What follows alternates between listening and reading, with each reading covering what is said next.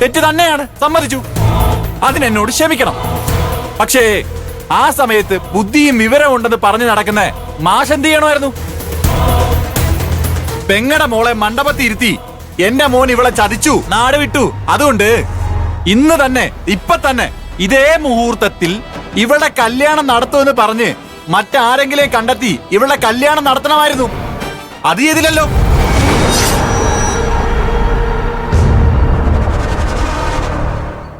എന്താ കാര്യം? ഇവളെ ഈ വീട്ടിലേക്ക് കയറ്റിക്കൊണ്ട് വരണമെന്ന് മനസ്സിൽ തീരുമാനിച്ചുറപ്പിച്ചതുകൊണ്ടാ. അവസരം വന്നപ്പോ എന്റെ അനിയന്റെ തലയെ കെട്ടിവെച്ചു.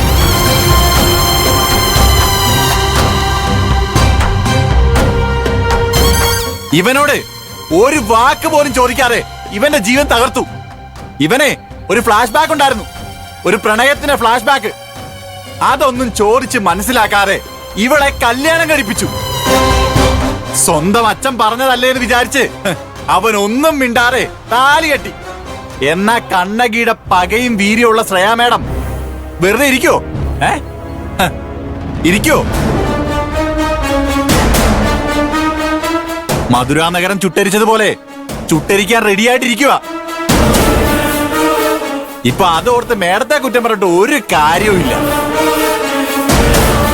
വിടില്ല, ശ്രേയ മേഡം ഒന്നിനെയും വിടില്ല. പക്ഷേ തന്റെ ചാരു സ്നേഹം കാരണം ഒരു ജീവിതം നഷ്ടമായത് എന്റെ മേഡത്തിന്.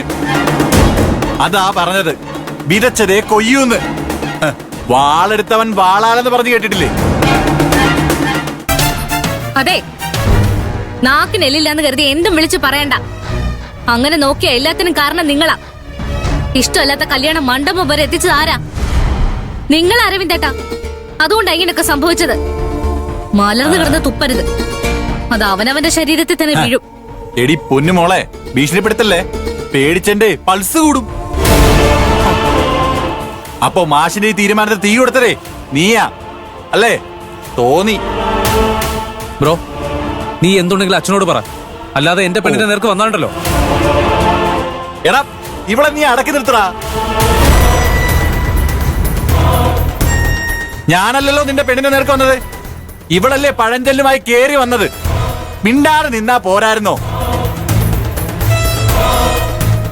എടാ അനിയ, നീയും ഞാൻ എപ്പോഴും വഴക്കിടാൻ കാരണം എന്താണെന്നറിയോ? ഇവളാ. ചാരു നിന്റെ നല്ലതിനു വേണ്ടിയാ സംസാരിക്കുന്നത്. അയ്യോ, നല്ലതും ചീത്തയൊക്കെ തിരിച്ചറിയാനുള്ള കഴിവേ എനിക്കുണ്ട്. ആരും എന്നെ പഠിപ്പിക്കാനൊന്നും വരണ്ട. നിനക്ക് തോന്നിയത് പറഞ്ഞാ ഞങ്ങൾ കേട്ടു വെക്കണോ? അക്കുച്ചേട്ടാ വേണ്ട, ബാലമാമൻ സംസാരിച്ച് ഒരു തീരുമാനം ഉണ്ടാക്കട്ടെ. തീരുമാനോ? എന്ത് തീരുമാനം? ഞാൻ പറഞ്ഞല്ലോ എന്റെ തീരുമാനം. ഈ വീട് വിട്ട് ഞാൻ എങ്ങും പോവില്ല. അല്ലേ മേ? അതേടാ. ശ്രേയ മേഡത്തെ കല്യാണം കഴിച്ച് ഇവിടെ കൊണ്ടുവരും. ഇവിടെ ജീവിക്കും. ഞങ്ങൾക്കുണ്ടാവുന്ന കുട്ടികൾ മാത്രമല്ല, അവർക്കുണ്ടാവുന്ന എന്റെ പേരക്കുട്ടികളും ഈ വീട്ടിൽ തന്നെ ഉണ്ടാവും. ശരി, ഇതാണോ നിന്റെ തീരുമാനം? എന്താ സംശയം? എന്നാ ഞാൻ എന്റെ തീരുമാനം പറയാം. ഞങ്ങൾ ഈ വീട് വിട്ടു പോവാ. നീയും നിന്റെ ഭാര്യയും കൂട്ടി സന്തോഷമായിട്ട് ഇവിടെ ജീവിച്ചോ.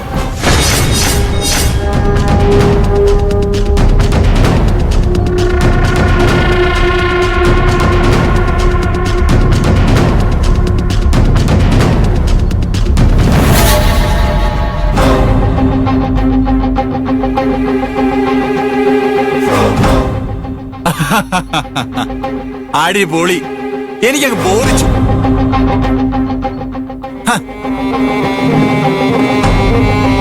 സന്തോഷായി മാഷേ. ഞാനിവിടെ എന്റെ കുട്ടികളും കുടുംബമായിട്ടങ്ങ് ജീവിച്ചോളാം. പോകേണ്ടവർക്ക് ഇപ്പൊ തന്നെ പോവാൻ കേട്ടോ. ദേവി ചെയ്ത് തിരിച്ചു വരരുത്.